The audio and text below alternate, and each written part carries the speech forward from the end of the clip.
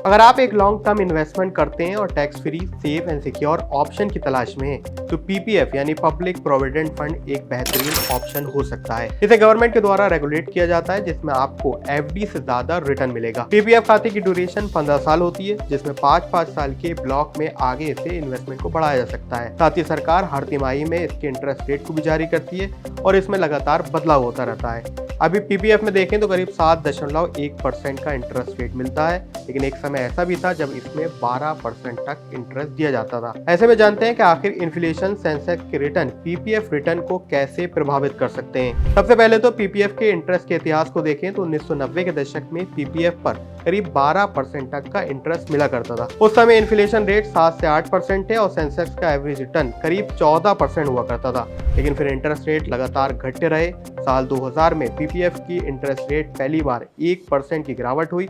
2000 में ये रेट करीब 9.5% थे। 2013 तक आते आते 8.7%, 2016 में 8.1%, 2018 में 7.6% और अब 2020 से जो रेट चल रहा है वो करीब 7.1% पर स्टेबल है। अब देखते हैं कि पिछले 10 सालों में PPF interest rate Sensex inflation का जो कोरिलेशन है वो आपके पोर्टफोलियो को कैसे प्रभावित कर रहा है।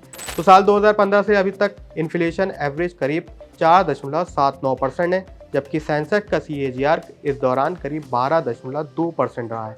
यानी पीपीएफ की मौजूदा रेट सेंसेक्स के मौजूदा परफॉर्मेंस और इन्फ्लेशन के आंकड़े पर ही डिपेंड करते हैं, क्योंकि 1990 के डिकेड में जब इन्फ्लेशन के आंकड़े ज़्यादा थे और सेंसेक्स भी अच्छा परफॉर्म कर रहा था जब पीपीएफ के रेट ज़्यादा हुआ करते थे। हालांकि एक्चुअल रिटर्न इससे ज़्यादा हो सकते हैं, यानी रियल रिटर्न आपको इसमें फ़र्क नजर आएगा, क्योंकि शेयर मार्केट के निवेश पर आपको कैपिटल गेन टैक्स भी देना पड़ता है, लेकिन पीपीएफ पूरी तरह से टैक्स फ्री है। इस पर आप 1.5 लाख रुपए तक के निवेश पर आपको इनकम टैक्स एक्ट के सेक्शन 80C के अंडर टैक्स छूट मिलती है, जबकि शेयर मार्केट में आपको टैक्स देना पड़ेगा। इससे आपका निवेश, आपका जो रिटर्न बनेगा उस पर करीब 12-12.5% और करीब 20% का फर्क आ सकता है।